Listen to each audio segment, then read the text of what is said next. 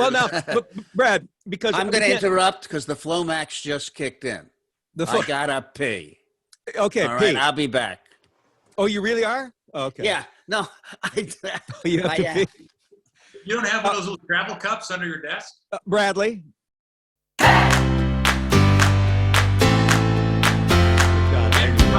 right. Okay, and Gary, we are recording, and 3, 2, 1, and you are on, Gary. Welcome to the Gary and Kenny Show. I'm Gary Kroger, coming to you from America's heartland in Waterloo, Iowa. And I'm joined, as always, with Kenneth Seisler in Calabasas, California, which is America's what? Well, Calabasas has gotten a lot of attention. When I first moved out to Calabasas, nobody heard of it.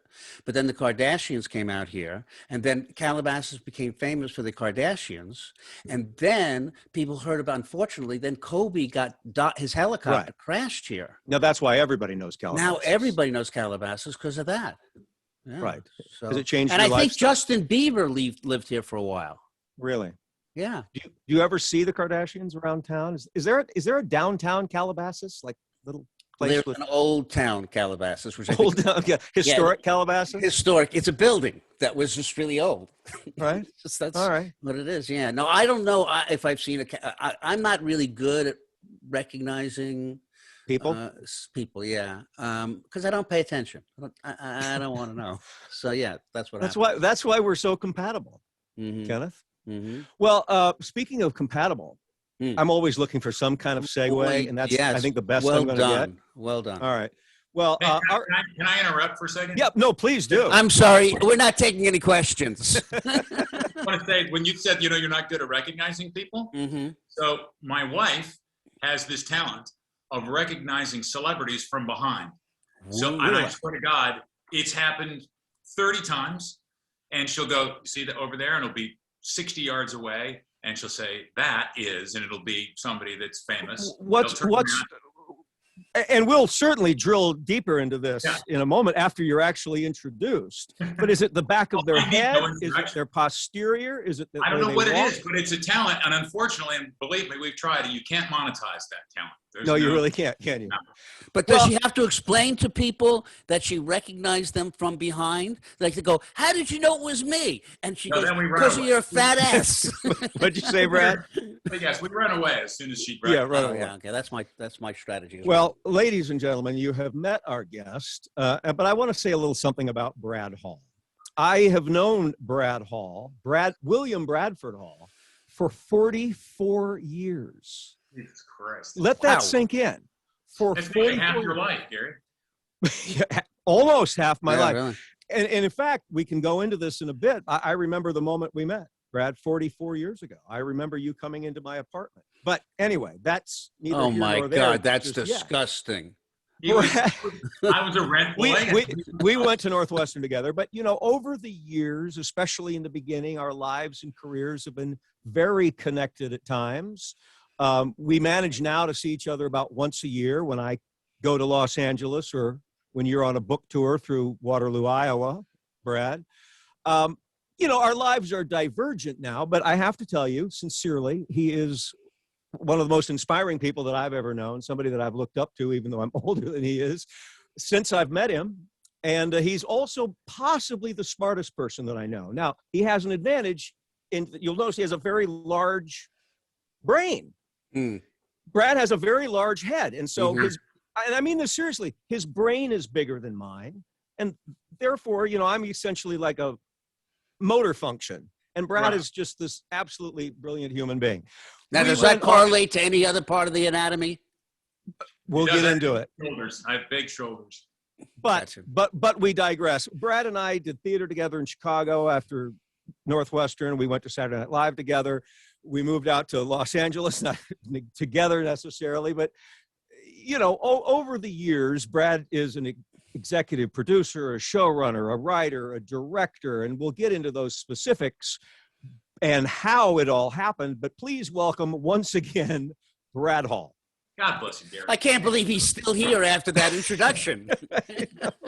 I slept through only the first part. Okay. That's very nice of you. God bless you, Gary. Yeah, well, thank you for being with us, Brad. Seriously, I have looked forward to this all day.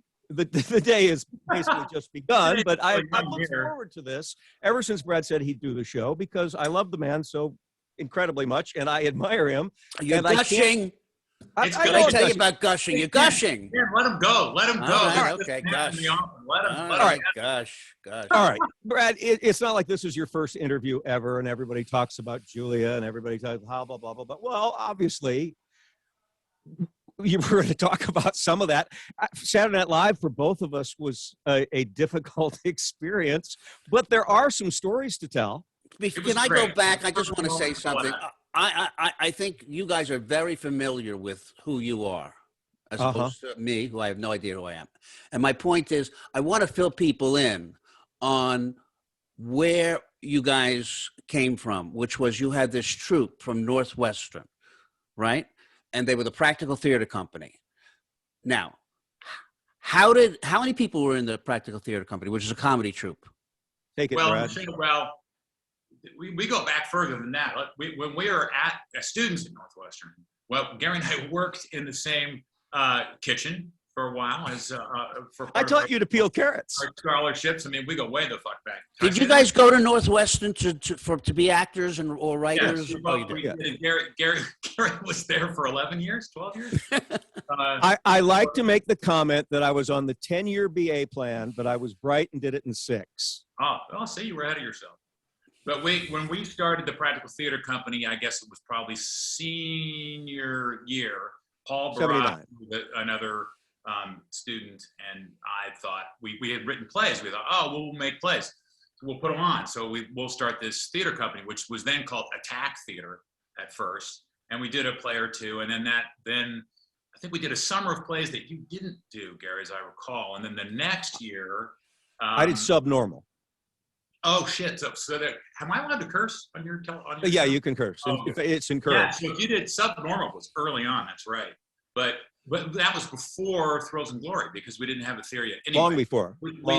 We kind of bounced around, practically teenagers doing plays without having any idea what we were really doing at all. And we got a little bit of a following, and then we got ourselves our own tiny theater, 42-seat theater in Chicago. And who's in the troupe at this time? At this point, in that show, the first show that we put on there, it was Gary, Paul Barras, Reed Branson, and Rush Pearson. Was the first show. But the idea was to do new plays in improvisational theater, and we liked to improvise in our rehearsals, but we didn't do sets. We wanted to be different from Second City, so we did our improvisationally derived stuff, and with a lot of music, sort of semi-rock and rolly kind of music that you could do in a tiny theater like that. And that's what we were doing for, I guess a year or two. And then we did a show So this is 4 guys right now. Yeah, and then Julia it's 4 white guys. And remember, I was billed. Diversity yet, that's for sure. I was billed as the beardless boy. You were the first show, Gary. Did all the female. I did all the women's roles as the beardless boy in the Shakespearean tradition. Oh, okay. Yeah. And then the next couple of shows we started to have women in the shows, funny women, one of whom was Julia Louis-Dreyfus. And then we moved. We had a big hit. Couple of big hits. It wasn't hard to have a big hit in a 42. Basically, your friends show up and you're in a packed house. So is this a space that the university allowed you guys to use?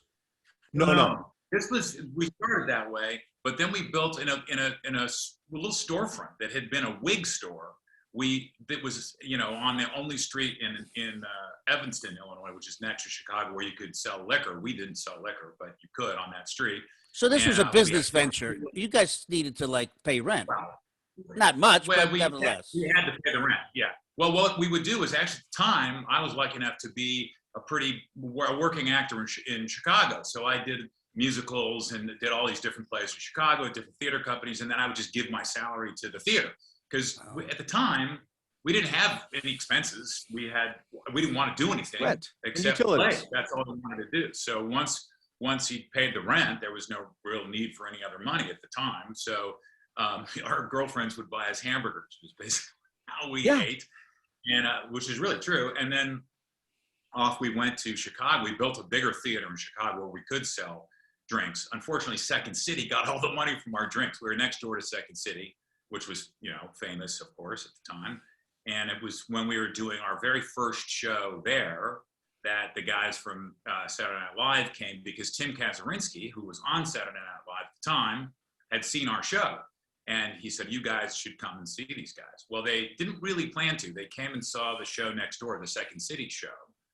And Bernie Solins, who was running Second City at the time, didn't want to lose more of his cast. He'd been losing cast members to Saturday Night Live for years, including Tim and Mary Gross and a lot of other people, the Belushis, et cetera, et cetera. And so he said to Tim, take him next door, take him next door. And Tim said, I've been telling him to come next door. And he said, well, there's a show at 9. You should go next door and see it, or 11 o'clock, the Late Show. Go see the Late Show, which they did. And that's when they hired us. Wasn't that a wild night? Yeah. Well, there's a good lesson here, too. We did a bunch of shows in the little theater, the John Lennon Auditorium, the 42-seat theater was called. Yeah. And we named it after him, but way before he died, right? Yeah. But we took the 1 or 2 best sketches. They were all good shows, but there were always a couple of sketches. And then probably Brad's idea, we called it the 50th Golden Anniversary Jubilee, which was 24 of the winning sketches, and that was getting good reviews. Christensen loved the show. The reviewers. It was funny because we did 5. Let's see, we did 4 shows on the weekend. Two late shows Friday, 2 late shows Saturday, and those all was sold out. We had no problem selling out the weekends. But even when the guys came from SNL, we were having trouble selling tickets on Wednesday and Thursday. I mean, that was tough. But we were making it. I mean, we also had our little theater still, and we were doing Brecht at the time in that theater. We were doing In the Jungle of the City up in Evanston. And so we had a lot going on just as for running a theater company. There were a lot of people working at the company. A lot of people started to rely on the company for rent. So when we got this offer to go to Saturday Night Live, it was for me and for Paul, who were the artistic directors of the company, this was a huge decision. And we really were tempted not to go because we had a company to run. And we didn't really have TV aspirations, or that just wasn't really kind of we wanted to do what we were doing, really. Oh, so you didn't aspire? I mean, Saturday Night Live, I don't know what the year was, but at that point, I mean. 82. Yeah, for people being in sketch comedy, that would be, the golden ring. Yeah, but we didn't think of ourselves as in sketch comedy so much as we were in theater. And, we did other kinds of stuff, and we all had aspirations, I suppose, to be theater actors, really, way more than TV. I mean, I didn't know much about Saturday Night Live at the time because we had a show at 11 o'clock on Saturday. So we didn't get to see it. And I hadn't really seen it since, I think really since John Belushi was on. So I remember when we got the job, we're like, oh my God, how do we watch this? Because there's no streaming, there's no right. VCR, Yeah, it was 3/4 VCR at the time. Yeah. Somebody had a couple of access to Eddie Murphy stuff for some reason, who we knew. Eddie Murphy was a big star, and he was kind of coming on. And then when we got the job, that very fall, he did his first movie. So he became giant. So we were lucky in that way. And so when we went to New York to do television. But at this point, we were unprepared. But the members of the troupe, Gary, Julia, Paul, was there anybody else? No, that was the show that year. So you guys were all exported to New York City together. Yeah. Oh, well, that's interesting. So they took the whole group of you. The whole caboodle, and that was the big thing for us. Like, well, what are we going to do? So Bernie Solins, who ran Second City, said, "Oh, don't worry. I'll put a show in there in your theater, and then when you guys are ready, you can put a show in yourself." So as soon as we got to New York, Paul and we did 2 weeks of Saturday Night Live, and we turned around and went back to Chicago and cast a new show. And then every 3 weeks, we'd get a hiatus off of Saturday Night Live, and Paul and I would go back to Chicago and put that show together with the cast, which included Richard Kind and who else was in that? Victoria Zelinsky, later married. Virtue was in it. Tom Virtue. Lupitan and all of Lupitan. Yeah. It was a great show, really good How show. was the transition for all of you from Chicago to SNL? Was it all equal? Everybody stuck together, or were there any this very, very difficult. it was, it wasn't what we expected. First of all, we were used to being in charge, and at Practical Theater, we were all 11 years old, but whatever was funny to us, we just put in the show, and then we'd see if it was fun to the audience, and if it was, we'd leave it in. If it wasn't, we'd either fix it or force it on the audience anyway, or whatever. It wasn't like that at Saturday Night Live, obviously, and we really were not used to, sort of fighting for airtime or anything. We've never even thought about that. That was not. We were tremendously mishandled. The first time we get there, nobody knows who these guys are. They're a little bit put off by the fact that we came as a group. It was a little cliquey. And we were asked to do a performance of our theater show at 2 p.m. under fluorescent lights in a crowded room post-lunch. And we bombed. Yeah. Well, that's how I remember comedy it. Anyway. Comedy dies under fluorescent lights. Yeah, it does. And we bombed. So we started out with a real hurdle. I was miserable in those days, Brad. I was very jealous of you and Julia in the sense that, you guys went home together. You could share this experience. Right. Yeah. And you were always generously inviting me to join, but I just wallowed in self-pity for the most part. So I'm gonna ask this question, and if you're not interested now, I'm just out of curiosity. So the troupe, the all-male troupe brings in Julia. She's in the troupe. Were you guys an item at that point, Brad, or were you met her through? When she first came in, when she did her first Practical Theater show, that's when I fell for her. So she wasn't I didn't know her that well. I had been away. I went to England for a year to do plays and be a drama student, that kind of stuff. And when I came back, she was in a show with Paul Barras and Rush Pearson and other Practical Theater people. Gary knew her already. And she was a freshman, so I hadn't met her. And then I went and saw her show. And actually, Paul and I, in a weird little thing, had a confusion of it. He said, "You've got to see this girl." And then he described her as being this little tiny dark-haired girl, right? So there were 2 little tiny dark-haired girls in the show. One was tinier, and it wasn't Julia. So after the show, I said, "Yeah, she's good, but this other girl is way better." I got confused. And he said, "Really?" It's like, I don't know, man, because we were trying to put together a cast for that summer for Practical Theater. So then when we straightened that out and I realized that we were both talking about Julia, we said, okay, well, let's get her as soon as we can. And so it took us, I think, 6 or 8 months more or something like that. And then Julia did her first Practical Theater show. She wasn't the first woman that had done. In fact, at that point, Practical Theater was doing an all-female review in the little theater. I mean, we had lots of women. It's not like there weren't. Oh, yeah. But what happened to the woman who was tinier than Julia? Yeah. We're Facebook friends.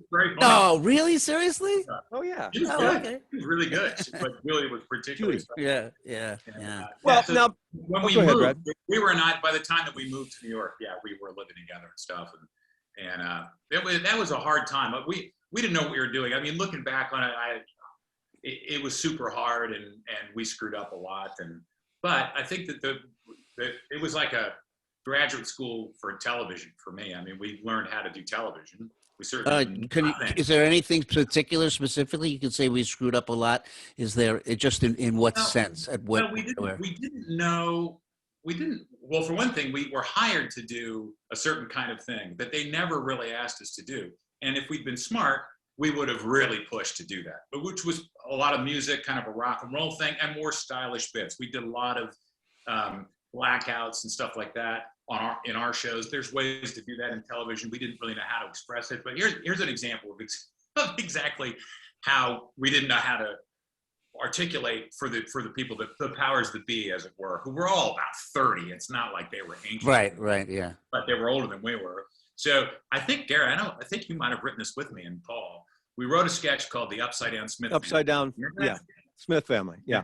Yeah, so the idea was it's a family that lives upside down. So you press a button on the control panel and the image flips. And the joke of the sketch was that the floor was what was keeping them in Earth's atmosphere. If they walked outside, they would fly away, right? And Garrett played an adolescent kid who wanted desperately to go out and have outside, go to school. He wanted to learn to read and he wanted to see music, and his parents said, no, you'll never survive. It's too dangerous. And at the end of the sketch, he walks out the door and he flies into outer space, right? So we wrote that sketch, and we read it in read through, and it didn't make the show. And so I was like, that was a really funny sketch. It got good reaction in the read through. So I said to the executive producer at the time, hey, what about the Upside Down Smith family? What happened there? And the director, Davey Wilson, who was a charming, delightful guy, but born in 1925 or something. So he was of a different generation. And so he said, well, you can't do it. Technically, you can't do that sketch. I said, well, wait, I don't know anything about television, but I'm thinking, well, yeah, you can. Because, I mean, I remember back in Northwestern, we pressed a button on the control panel and the image flipped 180 That's right. degrees. No, there's no ceiling. And I said, ceiling? What is the ceiling floor? There's not supposed to be any ceiling. The joke is... The floor is the ceiling. Yeah, right. And he goes, well, what are they going to walk on? I said, they're walking on the floor. It's the image flipped. And he goes, well, that's not funny. And I said, well, that's the whole point. Never mind, right? So I go to a friend who was writing on Letterman, which was brand new, second year of Letterman maybe. And I said, oh man, I can't believe it. You know, we had this great idea, the Upside Down Smith family. He says, hey, you mind if I steal that? And I was like, sure, what the hell, go ahead. So Letterman does a bit where the band is upside down. Okay. And they do like 4 or 5 minutes upside down. It's quite, they don't do too long actually, but it worked great. It was fucking hilarious. Next day, I'm in the office. Davey comes in. He says, you see Letterman last night? And I go, yeah. Like, my point has been proved. He goes, right. See, it doesn't work. And I said, oh, it's a cultural problem. So, you know, he didn't think it was funny. That's all. It wasn't. So we didn't know how to sort of negotiate that. And if I'd been more confident, probably just purely confident at the time, I could have bullied my way in, you know, but we just didn't know. And also we all felt protective of each other. We were trying to move forward as a group. We didn't want anybody's feelings getting hurt. And that's not the way it works at SNL. It's a much more brutal. Let me offer a little sidebar there, Brad. And again, it's me admiring you. Brad is a man of tremendous integrity. You know, the truth and things matter a great deal to him. After the first year, I was fired. You know, I'd have a good show, a bad show, but you know, I was fired. And Brad, how'd they do it? Did they bring you into a room and say you're fired? They don't pick up the phone to say you're hired. But it was very clear that I wasn't coming back. And of course I was heartbroken even at the time. I don't know if you know this, Brad. I had already been asked to deliver the commencement address at my high school. Oh. But I found out the day before, even that day, that I'd been fired. So I'm up in front, follow your dreams. Life oh has my many God. Oh, it was so painful. But Brad goes into Dick Ebersol, and I don't know what you said, but he said, hey, listen, you didn't use Kroger correctly. He's a funny guy. You just, you know, I don't know what you said, but you were, you know, we were family and you went in to fight for me. And so Dick calls me up and says, okay, you know, meet me at Yankee Stadium. And he offered me a contract for the next year, but that was because of you. I'm pretty sure you know that. No, I know. But I felt like it was totally unfair. I mean, they had not. Well, first of all, Paul was supposed to be on the show. They hadn't put him on the show at all. You know, you and I were supposed to be doing all kinds of stuff that we didn't get to do. Like, here's another, I don't know how much SNL stuff you want to talk about, but here's another typical moment. So I was doing the news, right? The Weekend Update thing, which was fine. I was very happy to do it. It was great. And the guy that wrote all the jokes, all of them, had invented Weekend Update, who's Herb Sargent. Herb Sargent. Delightful guy. He was at the time 2,000 years old, but that's okay. I really admired him as a guy. Super smart, very elegant guy. Been married 5 times. He'd gone out with every beautiful woman in the Hollywood history. I mean, he was really kind of an old-fashioned New York writing legend. Sort of super book smart kind of guy. Great, and I got along with him spectacularly well. However, he was nuts when it came to Weekend Update. He was like a real tyrant. It was his thing. He wouldn't let anybody talk to him. If jokes didn't work, he'd change them. Oftentimes, on air, I'd be reading jokes that I'd never seen live. And because this is the old days, it's just a green screen. I couldn't see the picture joke. So I didn't know what the joke was. So that's kind of a weird thing to do to a 22-year-old. It's like, oh, where's the joke here? But be that as it may, I thought he was a great guy, whatever, tried to work with him. And I thought I had an idea one day, kind of in the middle of that first season. I thought, well, wait a second. Next year's the election. And why don't we start covering news from the SNL perspective? And I'll be the news guy, but I'll go out, and if there's a fire in New York, I'll go to the, well, fire's a bad example, but if there's something that could be funny, I'll go and I'll cover it from the SNL perspective. And we can do man on the street stuff. And so I had all these ideas. And go in and talk to Ebersol and Tischler. And I think Andy Smith at the time was the head writer. So I've got this idea, we've got the news guy, and why don't we use him as a character and go out? And then when I do the actual segment on the show, we just run the film, and then I can do a little editorial. Back then, John Chancellor used to do editorials. So I had all these little ideas of how to sort of modernize the news, frankly, to do what Jon Stewart kind of did many years later and have correspondents that are out in the world. And that just felt weird to me to have people coming in, which they still to this day do. So they were like, that's great. What a great idea. It's fantastic. And then Tischler goes, well, I can't say that to her. I can't. So they couldn't confront her. Even the producers couldn't approach her. They couldn't talk to him. They're the boss. And I'm like, guys, come on. And then let us do one. And remember this, Gary? It was actually a good sketch.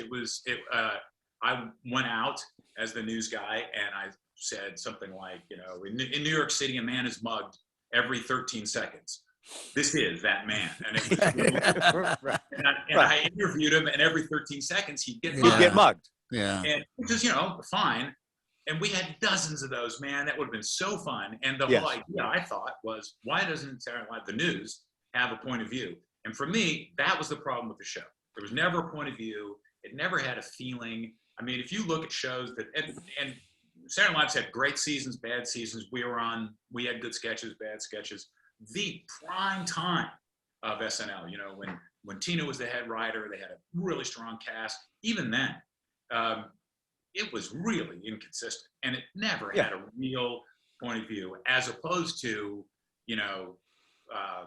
Key and Peele or other shows that have come later, just never really evolved. And I think that typically, it's not the first time this has happened to me, we were a couple of years ahead of that. And we wanted to do music, and we didn't understand why we were doing these sort of sitcom. Well, I think I've always asked the question, and a lot of people wondered why, out of everybody, a guy from, I guess, NBC Sports, Dick Ebersol, who had no history in comedy, was given the job of showrunner. And he was around. He'd been there when it started. He'd been some kind of assistant to an assistant. Even so, there was nothing. There was no credibility to him getting hired to do that job. I don't know. Gene Domanian was the year before, right? But okay. So she produced for Woody Allen. I don't know if that makes her funny. Well, they didn't have a good track record of picking people. We call Dick Ebersol the George Steinbrenner of comedy. He just hired he was smart enough to keep Eddie Murphy, and Piscopo was a real workhorse. He hired, regardless, we were not in our element. We didn't do imitations, catchphrases. Yeah, and we didn't want to. We didn't want to. Really funny. I mean, we weren't even smart enough to figure out the Bees, which was a giant hit. I mean, those characters, there was never once that they were in a good sketch. The point of the Bees. And so we didn't really figure that. I mean, like Gary and I had a sketch that we had done for 2 years before we got to Saturday Night Live called Handsome Men. Handsome Men with Big Noses. We did that sketch. It's anti-Semitic. Yeah, yes. And so we had done that a million times. So we wrote a version of it, and it got on the show. We did it in dress. And then the show was long, as was often the case. And they said, okay, well, what can we trim? And Gary and I, of course, because we were trying to be team players all the time. So, we can trim Handsome Men with Big Noses. How long do you want it? You want it to be a minute? We'll do it a minute. You want it 3? We'll do 3. You want it 6? We'll do it 6. We've been doing it forever. So they said, oh, no, we'll shorten it, but we'll do it. And we said, well, no, believe me, we can cut it. It's our sketch. We know how to cut it. No, we'll cut it. So we come out to do it live. And they cut it in half, probably. But what they did was, and they put it on cue cards, right? So now Gary and I are reduced to doing a sketch that we have done. We know this sketch like the back of your, better than the back of your hand. We're now reading a sketch that we wrote, we've performed hundreds of times, And what they've done is they cut all of the setups. Yeah. They left in all the punchlines, none of which made any sense. So it's this weird sketch about two guys making fun of each other's nose. It just didn't have any reason. Yeah. But now I want to move on from SNL, because honestly, Brad, you're so much more than that. But although I do want to point one thing out, because of course I know everything you've ever done, but I went to Wikipedia anyway, right? And so one of the things in your recurring SNL characters, one of them was Mike Phillips, friend of El Dorco, which was one of my characters. Mike Phillips, friend. Anyway. I didn't know it was Mike Phillips. I didn't remember that. Yeah. You left after 2 years, and immediately I think you're at Lincoln Center, right? Yeah, that was followed hard upon, as they say in Shakespeare. Yeah. Can we just go back to Wikipedia for 1 second? Because I went to Wikipedia, and according to your papers on Wikipedia, you did a hell of an impersonation of David Hinckley. Oh, I did do Hinckley, yeah. Hinckley, maybe in the very first show we ever did. David Hinckley? Not a lot of people bother with Hinckley. No, you know what else you did? I don't know anybody who's doing like John Harvey Oswald or whatever. I mean, yeah, I specialize in people you don't want to hear from. And I think that those are the people that need to be impersonated. Okay. Well, So you did Pete Best, for example, which do. was a really funny sketch where the neighbors asked him to stop hitting his head against their wall when they had guests over. So they asked him to go to the other wall. Which, I'm just wondering, could you do a little David Hinckley for us now? Everybody does Hinckley. Everybody does. So but now here, Brad, here's a question that I wanted to ask you forever and ever and ever. All right? Forever and ever. Because back in the day when we were doing theater, you were paying for it by doing professional theater. You were at the Candlelight. You were doing Patent Leather Shoes. You're doing Lincoln Center after SNL.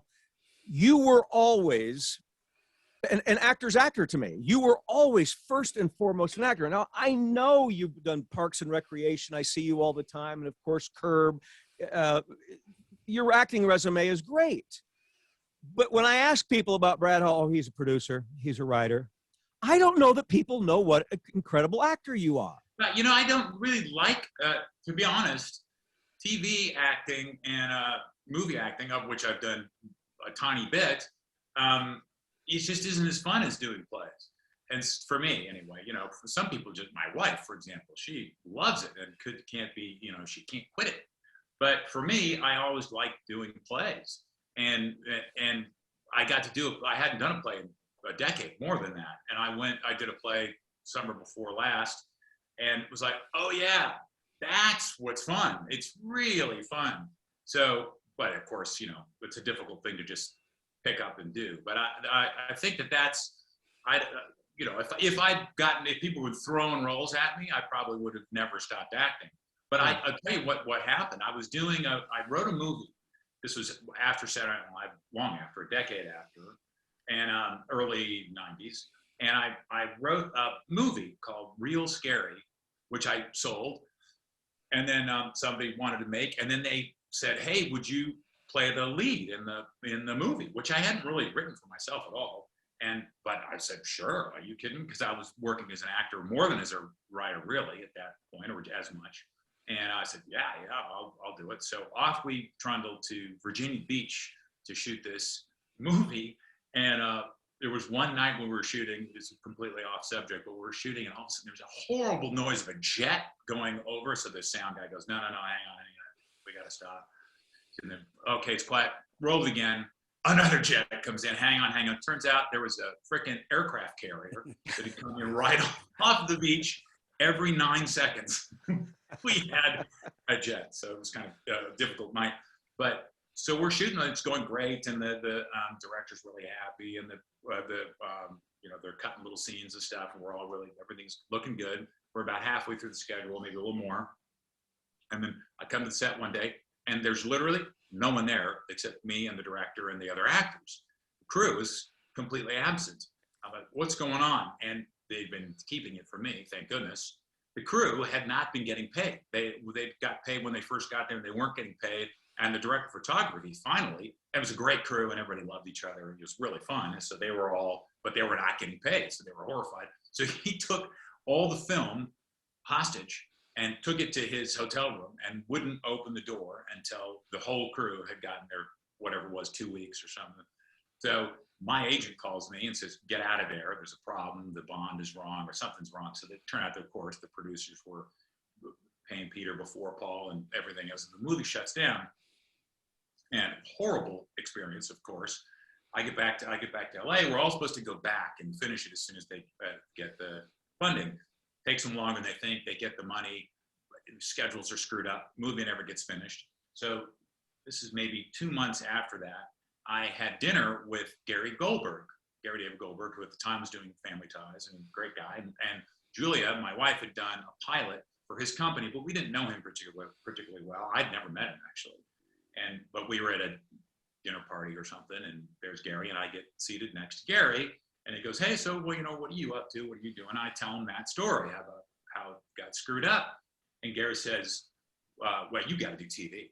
And I said, I did Saturday Night Live. I don't know about TV. I'm not saying, we kind of had kind of a crappy time. He goes, oh, no. You got to do half-hour TV. It's so great. I'm doing a pilot right now. Why don't you come down at Paramount, come down and just hang out and see what you think. He's the nicest guy in the world. We totally hit it off. So I'm going to do that, which is not, I usually wouldn't do it. I usually just, I'm not going to take advantage. He didn't really mean it, whatever. But he seemed genuine. So I go down to Paramount, and he's making a pilot with Carol Kane and Robert Urich. And I watched the run through, and it's terrific. It's a really unusual idea, very theatrical. Robert Urich did these long monologues in a black space, and that were funny, but it was about a guy whose wife had died, and it had that sort of sweet Gary Goldberg kind of thing going for it, but it was funny.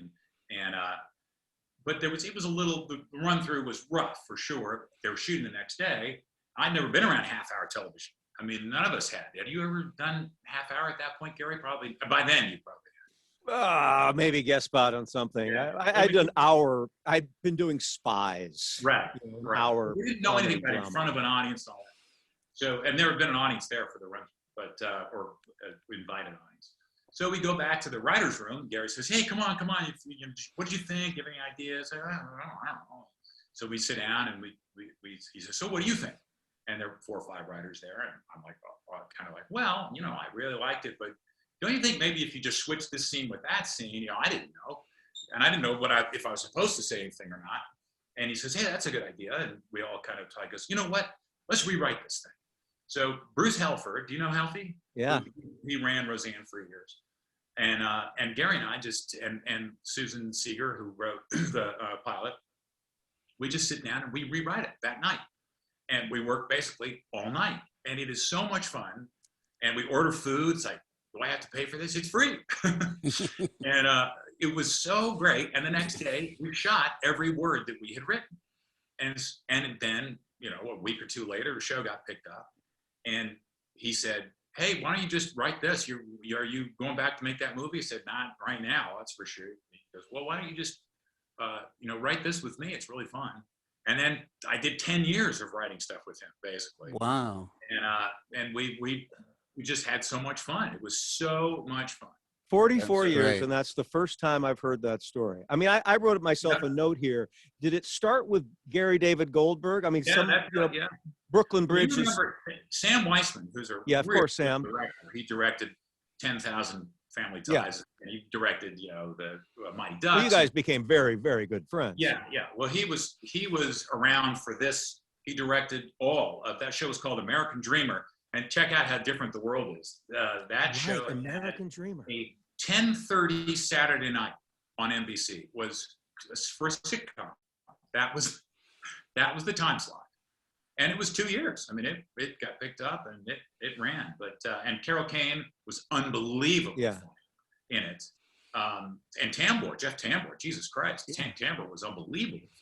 And that's when Tambor and I became friends. I'd never met him or Carol before that. So we're I've always marveled anytime I come to town. What are you working on? You're talking about Tambor and whatever. Brooklyn Bridge, which was a phenomenal show. But I didn't realize that this is actually what got you into television and actually loving the medium and the whole process. Well, I have a question just going back a little bit. It's just that when you guys were let go, when Saturday Night Live was over, how did you guys feel? Was this like, oh shit, I'm in trouble, let's call the agent or the manager? Or do you go, so not, that wasn't even, that's not the way we were operating. I mean, I was pissed because we felt it was unfair and that we hadn't gotten our shot. But, I didn't feel like, oh my God, I didn't even think about it. I mean, I started doing plays again. Yeah, you were back at Practical Theater. I mean, and I went back to Practical Theater. Now, I was there with Julia one more year. Oh, yeah, I was there with Julia one more year. Now, here's a piece of Saturday Night Live history that Saturday Night Live fans who may watch our show probably don't know. After 1985, Billy Crystal and I was on the show, and Julia, et cetera, Marty Short, the show was over because those guys didn't want to continue, and Dick wasn't going to continue without them. There was talk about it becoming Saturday Night Live, Saturday night's main event, wrestling. Joe Piscopo wanted to do the Joe Piscopo show, but the show was over. Really? And somewhere in that summer, they coaxed Lorne Michaels into coming back. Well, so Broadway Video, they had some kind of deal with Broadway Video because Broadway Video was doing Friday night videos. Friday night video. And they were going to do a second night of videos, I think. Right. But there was also a new show that they were talking about. Called The New Show. Right? Well, that they did. The new show, that was Herb. That was Herb Sargent. And they did do that. Pardon me. He did what was it called? His was different. Then they did the new show. That was Friday night, but that was ABC. That wasn't So let me get this straight. Gary gets fired. Brad walks into the office, gets Gary's job back. Then Brad gets fired. Gary says nothing. Not true. Not true. Not true. In fact, I remember not true at all. In fact, I've always carried this burden. Julia went in to talk to Dick Ebersol, saying, "Hey, my husband. I don't know if I don't know the story as well as you do, probably, Brad. But she went in to say, I don't know that I want to continue without my husband. But whatever was worked out, she came in. I went in, and Dick Ebersol said, shut up. I don't want to hear what you're saying. Brad's not coming back. Well, it's a long story, but I was going to come back, but I demanded to get $1 million as a writer. And they weren't going to do that. So they weren't going to do it. Because we weren't getting paid as writers. And so I made a list of the 15 sketches that I had for that year. And I said, well, here's 15 sketches that you got for free. So, how many are you going to get this year? He goes, none, because you're not coming back. I'm like, well, hang on a second. You were paying me $1 million. Yeah. It was a non-negotiable. And, I was afraid of not being on the air, let alone walking out on one thing that we don't need to go into the exact story, but one thing I have in common with Larry David is that he and I both had differences with but look, I got nothing bad to say about Dick Ebersol now. I know how hard his job is. Yeah. I know how he wasn't. Well, and let's move. There's segments that I want to talk about, and Brett, I want to talk about.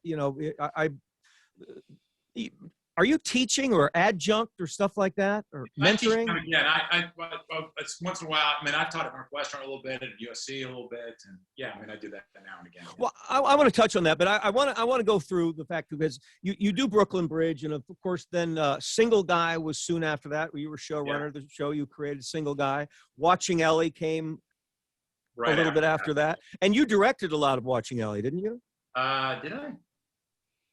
So you can't even remember. No, well, I can list everything on my resume, Brad.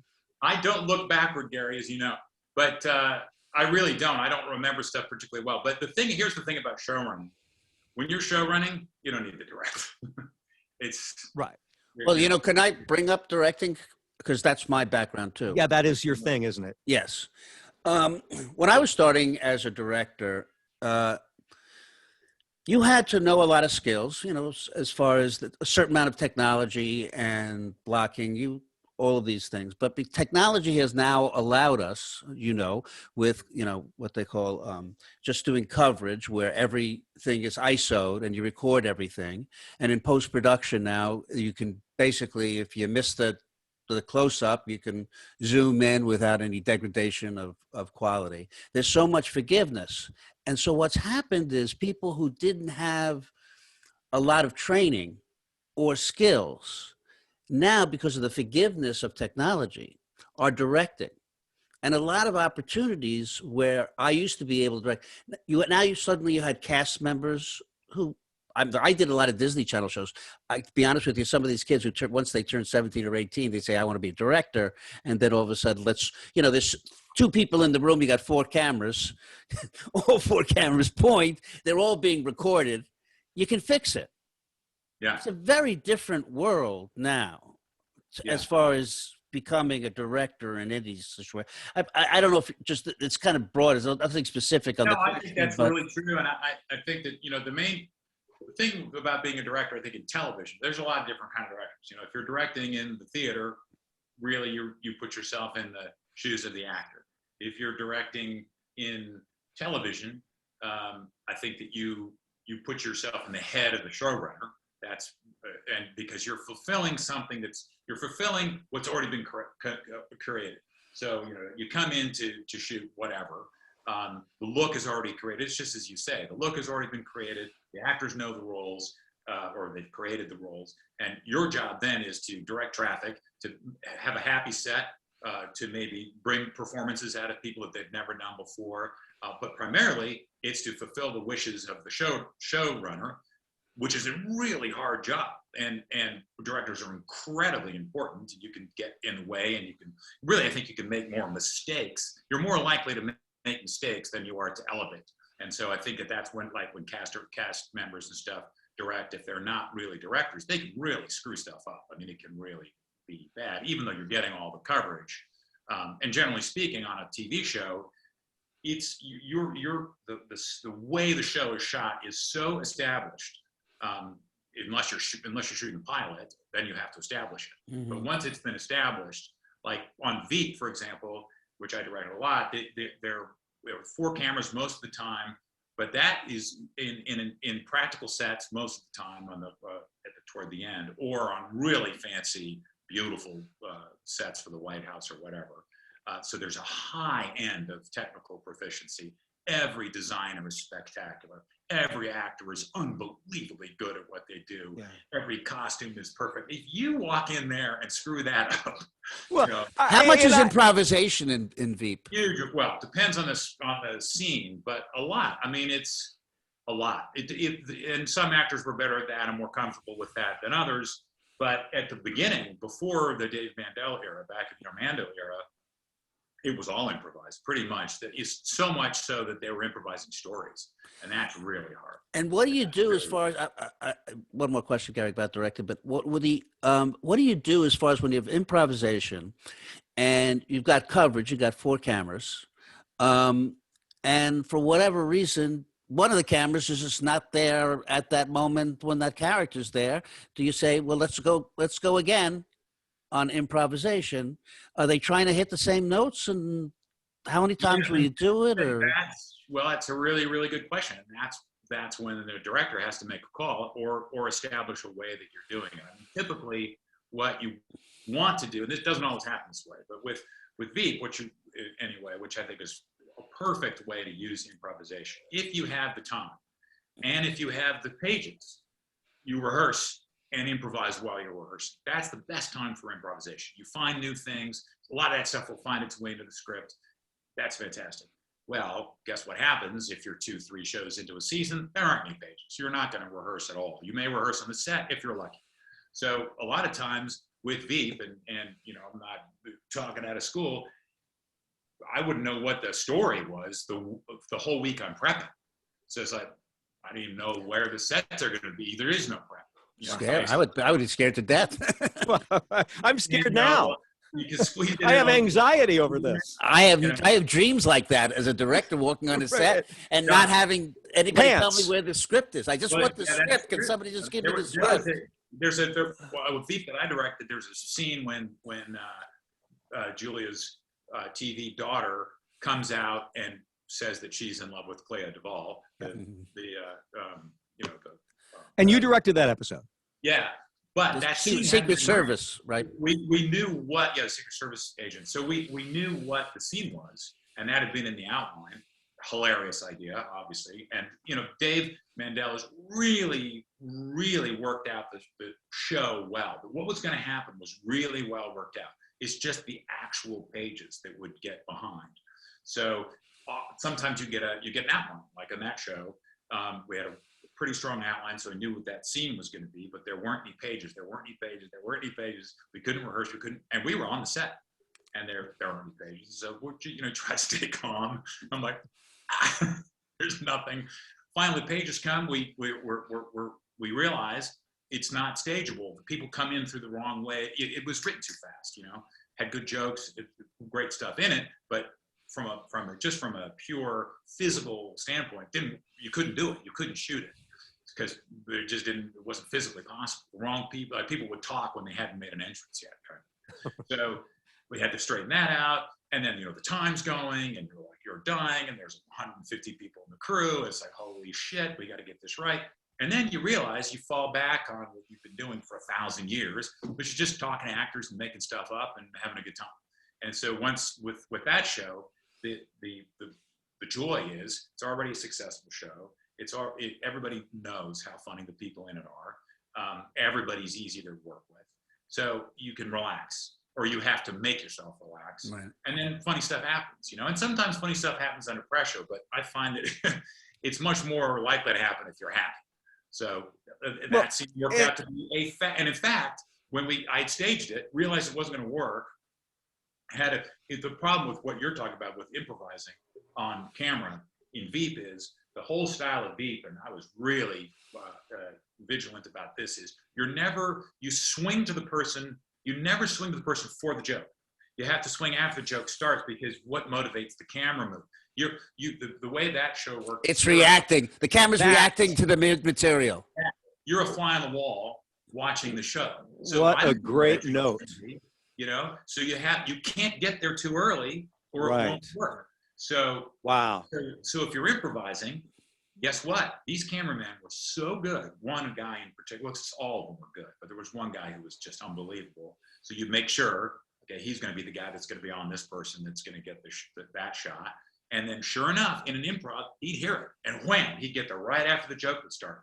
And you would be cutting and just go nuts. In fact, the Roger Nygaard, who's one of the best editors in Hollywood, and he edited several years of Veep, and he's writing a book about editing. And we were just talking about stuff, and he just sent me some galleys because he talked to Julia and I and got some quotes.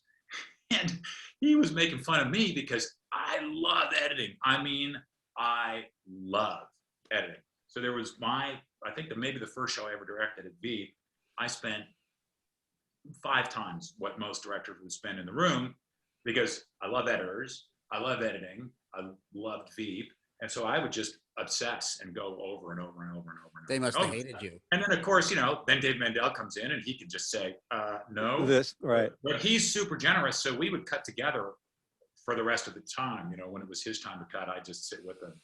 So, but for improvising, Veep was set up for it. It was designed for it. No, I think that observation that when you're doing improvisation and thinking about even like Curb Your Enthusiasm, when you set up, the cameras are basically just another person in the room and they're reacting to the material as it's happening. That's how you kind of cover it. And that makes a lot of sense. Yeah. Well, if you cheat it doesn't work. It's different. Yeah. But I honestly learned something there, because I watched Veep, and of course we've both done Curb, and I watched Curb, but Veep in particular, I'm always marveling at how the timing is always right. And as you say, it wouldn't have occurred to me as an observer that the camera gets there after the setup has started. And now thinking back on it, I mean, that's anybody that's trying to learn to edit, there's your note. You basically answered everything I wanted to ask, because I know David Mandel is just a joy. He's a Northwestern grad. Wow. No, so many Dave, people. I thought David was a Northwestern grad. He's Harvard. He's Harvard. Oh, is he Harvard? Well, but he's we're Facebook friends, but. Yeah. No, Dave Mandel is an extraordinary guy. And I got to say that to come into that show after it had been really successful for 4 years, and when it was, Julia really wanted to move to Los Angeles because she was missing her kids. and I could go back and forth a lot, but it was harder for the kids in school. And Garcetti, God bless him, our mayor, made a big effort to get back to Los Angeles, give him a big tax rebate to get him back. A stage opened up at Paramount. Morgan Sackett, who's a producer that Julia and I have worked with almost exclusively throughout our TV careers. He's the best, I think, the best producer working in Hollywood, and he wanted to do it. And all we needed to do was find a showrunner. And we hadn't, Julia was like, oh, this person actually was meeting people, and I'm racking my brain. And for some reason, we just hadn't thought of Dave because he hadn't been running Curb. He was at Curb, and he'd been a great writer at SNL, and at SNL too, but at Seinfeld. And he was a friend and a delightful guy, obviously. But for some reason, somebody at Casey Bloyd's actually at HBO said, what about Dave Mandel? And Julia about fell off her chair and said, of course it's Dave Mandel. What in the world? And called him up basically to say, would you please do this? So she wasn't even really interviewing him, I'm sure, at the time. And he took on an impossible job and yet made the show his own, but kept everything the same. He's amazing. I just remembered something. After you guys left SNL, I was at MTV as vice president, and I auditioned Julia for a VJ position. Really? Yeah, I just remembered that. Really? Yeah, she didn't want the job at all. She hated it. She came in. I remember she didn't even tell her husband. She threw the bag on the table. We had a brief interview, and she was just not. How funny. Well, I hope she was. Yeah, no, it was a great choice that she didn't. Speaking of Julia, you guys work together so much, and here you're directing her on Veep. We know she's one of the great improvisers, and talking about the context that you were talking about. Is it really easy for you because it's your wife, or is there a different, you know what I'm saying? Is there a different persona? Yeah, it's funny. I'd work with her all the time. She's just really easy. And the thing about Julia is she's a worker. She's a worker bee. Nobody works harder than Julia. She just really likes to work.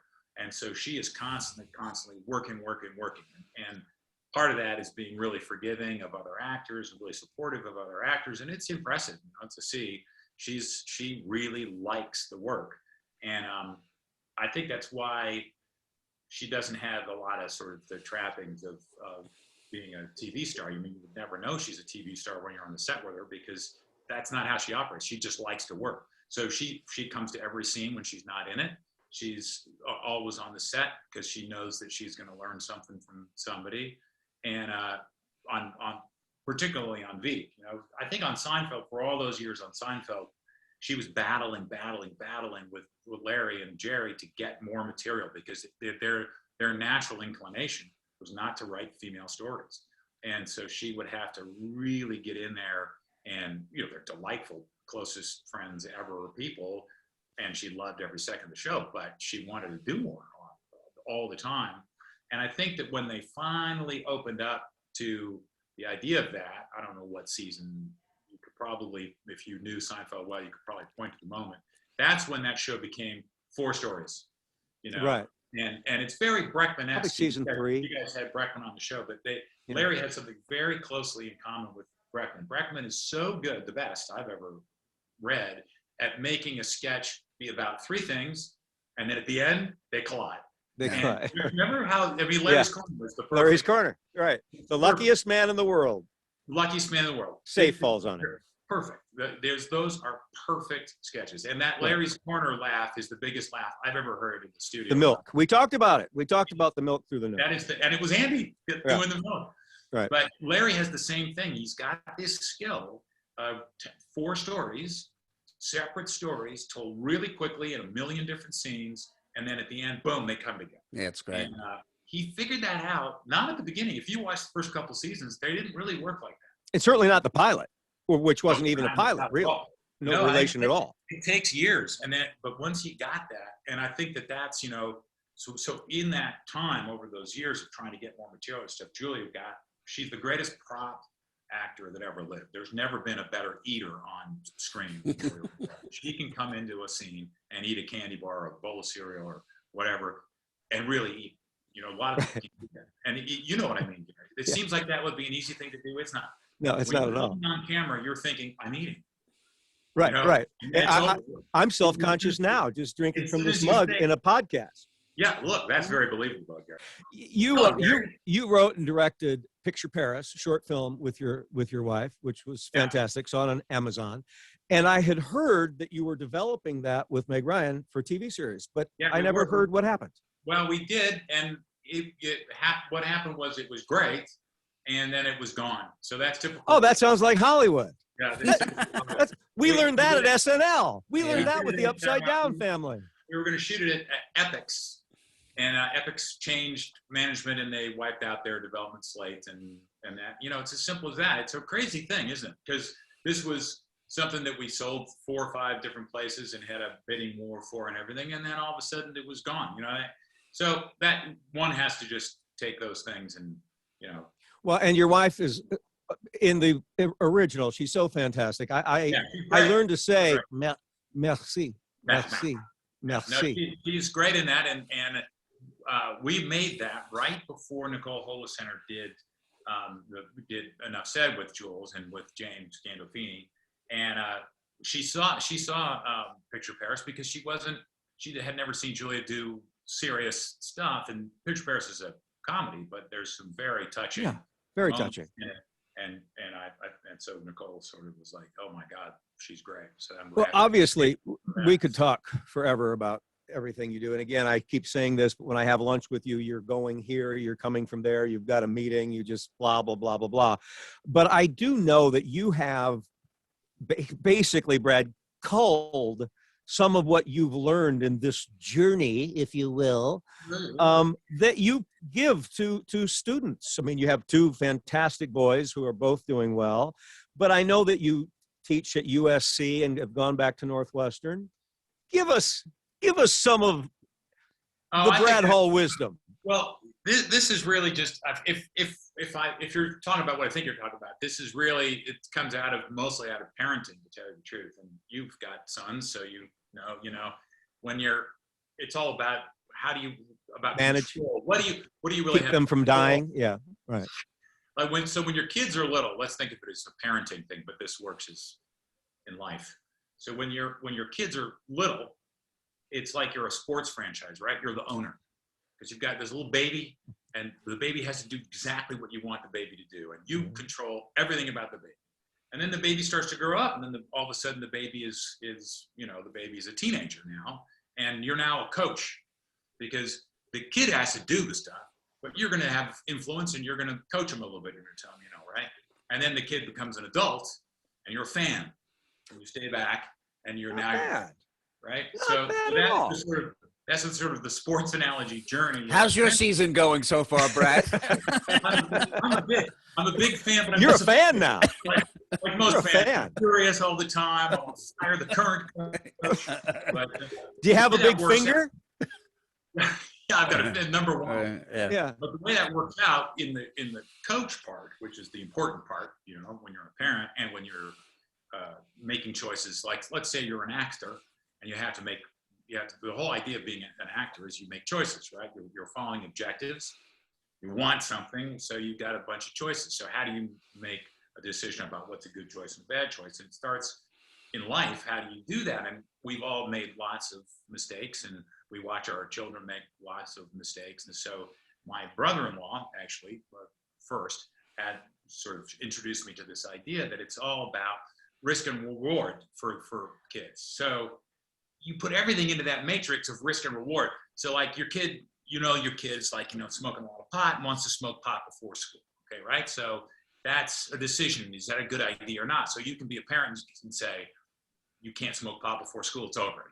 Fuck you, you're in trouble, you're grounded or whatever. You could do that, or you could say, okay, let's step back from this, take all the emotion out of it. You can smoke pot before school. Okay, what's the risk of that? Okay, it's illegal, so you could get caught, you could be jailed. It's against school rules, so you could get kicked out of school. It's against the rules of this house, So you might get in trouble from me. I might get mad at you about that. Your brain is growing, so it's maybe not great for your brain. It might be bad for your ambition. If you get caught and it goes on your permanent record of some kind, it could reflect in jobs or things down the line. And boy, I would get high right away. and then you say, Yeah. what's the reward? Yeah. You're a little high before school. Right. Come on. So you've removed you've just gone through what the actual thing is. And guess what? It always works. Sometimes the risk reward is tricky. It's like, okay, I want to ski off this cliff. That's really a risky thing to do. Well, how do I minimize those risks? I learn how to ski really well. I hire a guy that knows about avalanches. You go through these things and then you minimize the risks. But and then the reward stays the same. And in fact, maybe it's even better because you know what you're doing. Right. And as a parent, though, you're sort of Socrates in this, right? Because they're making that decision based on the evidence that you're discovering. And then you have to let them do it. And you have to let them do it. Yeah, now, just two more things, Brad, before Kenny's ridiculous game, and I have no idea what you asked me to do a game. No, I did, because I thought Brad would be fun. But this is the stuff I knew all the other stuff. That's what I wanted to hear. But you said something to me a year ago. We're having lunch, and it really hit me. Or right before COVID, when I was out there, you were talking about your love, which is surfing. And Brad goes to a corner of the world with great surf every year. And he said, I can only do my favorite thing probably 12 more times. And I'm thinking, well, no, you can do it as many times as you want. No, every year I get older, I do this once a year. Am I going to be surfing at 74? So there is this finite reality. Well, It lit a fire with me. Yeah. In terms of, now COVID has made it difficult. Are you going to tell me surf's up now, Gary? I'm surfing now. I have 12 opportunities to learn to surf. No, but the things that I want to do, the places I want to travel to, I can't just keep putting these things off. Yeah, you got to do it. I've got to do it. When our kids were little, Julia did this, was so freaking smart. We had this moment. We realized our kids are about 5 years apart. So how long are they going to be in the house together? And how long are they going to do what we tell them to do as far as traveling goes? Maybe end of high school, maybe that's not so good. They don't do that anymore. So we only have this many years to take our kids to places that we want to go that we've never been. And so we made this list, and man, we banged through that sucker. And it was expensive and it was hard. And the kids don't remember, specifically you do. Some of the early stuff, but boy, do we. And now, and of course it comes up, they do remember.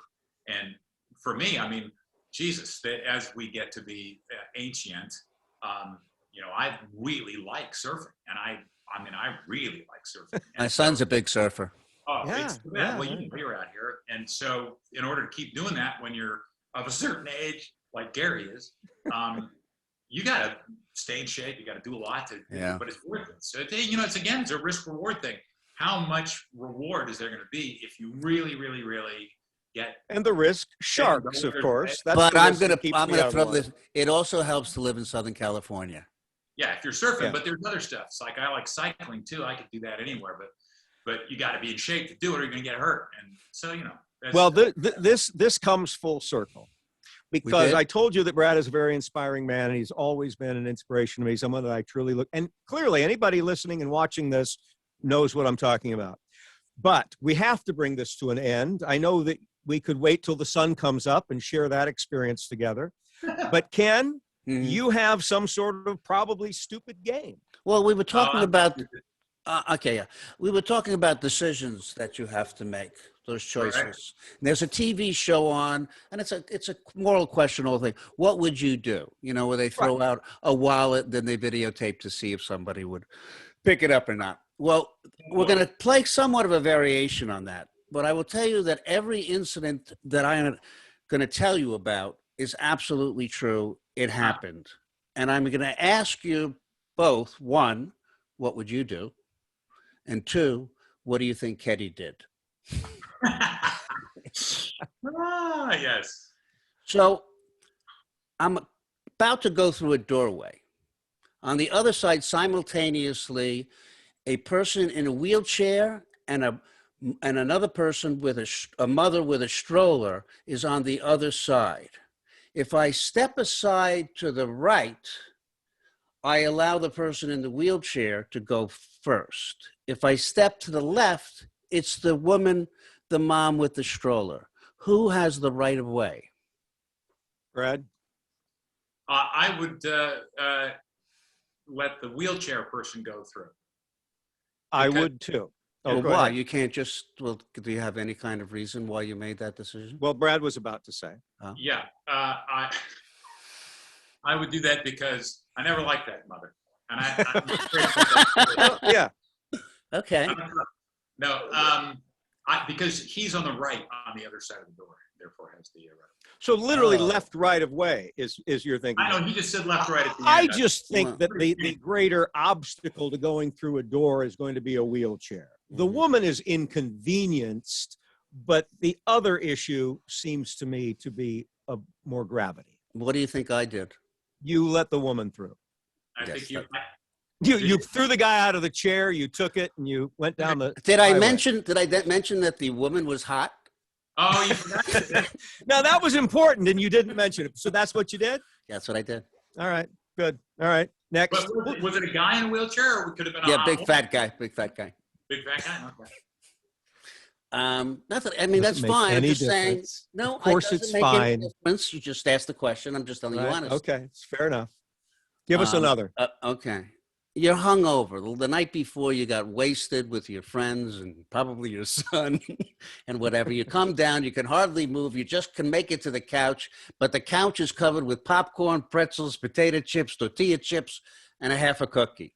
What do you do? Do I go first this time? Yeah. It's been a long time, but I've been in it, and I know that I woke up with popcorn and pretzels on my body, so I just plopped down. Okay. Brad? Yeah, there's no question that's exactly, well, that's what you would do. Mm-hmm. I mean, whether or not that's the... Right. You would do that. Ken, that's what you did. I'm talking about Gary. No, that's not what I did.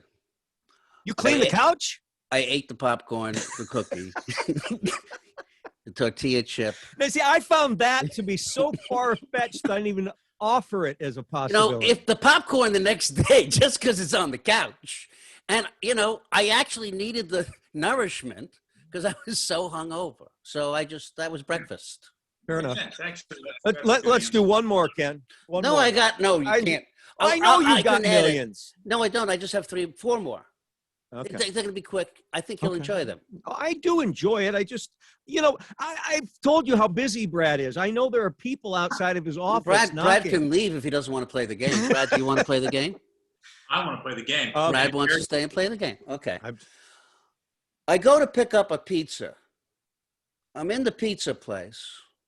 I'm waiting for my pizza. In the meantime, I see a guy who is just putting, closing the box on a pizza, and he sneezes right into the pizza. And I'm like, holy shit. And he closes the box, and he turns around to hand it to the person who's waiting, who hadn't seen this.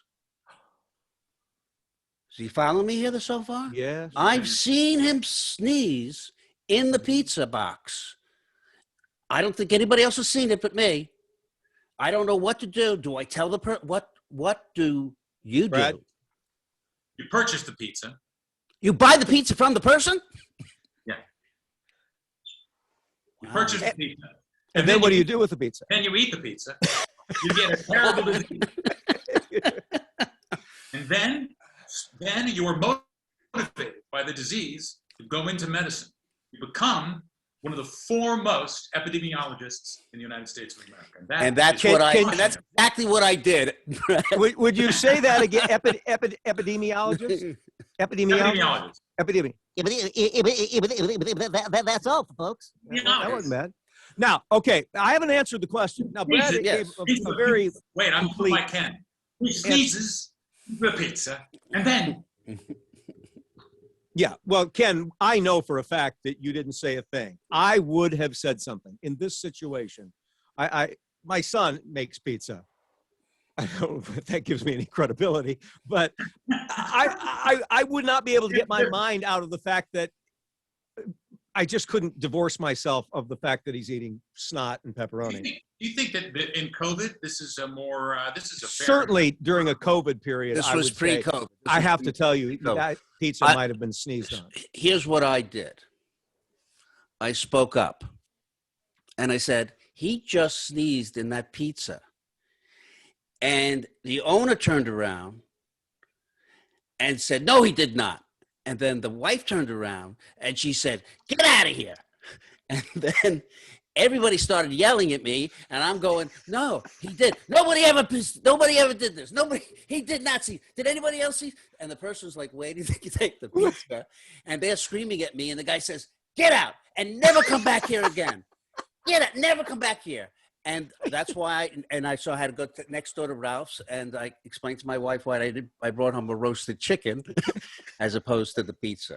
So that's I did not see that coming. That's true. Very good. I admire you. The guy that had sneezed, did the guy that sneezed deny it? Oh, he would have lost his job. He did. He just turned around and just was like shaking his head, like, "Don't look at me." But that happened. Well, that's quite a story. Yeah. Next. Okay. Well, they're not over yet. No. You know that you go in to get a salad at a place. You just like there's a little place here. You walk in, you go to the counter. It's got a board up, and it's like they get the different salads. So I ordered the number 3, which is a tuna egg salad combination. So there's a kid on the other side. I say I'll have a number 3. The kid taps the iPad, right? One time, just taps the iPad. Says, "Was that all?" I said, "Yes." One tap. That's all he did. Then he turns the iPad around, and now the iPad is facing me, and for me to sign, and it says tip, 18%, 20%, 25%.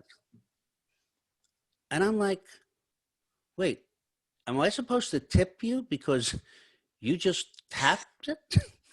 All you did was you went like that, tap, and you won an 18%. And he said, "Sir, it's completely up to you. Do what you want to do." What would you do? Let me go first here. Go ahead. In my life, in my past, I was a tightwad and famous for it. But I learned through the process of being me and then owning a restaurant a couple of times in my life that the tipping they're paid so little.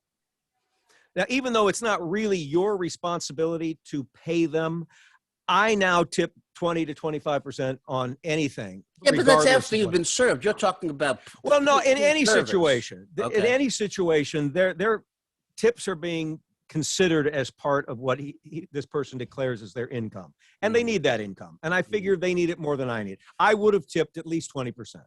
20%. Given this, 20%. One tap, 20%. Okay, Brad? Yeah. 100% agree with Mr. Kroger.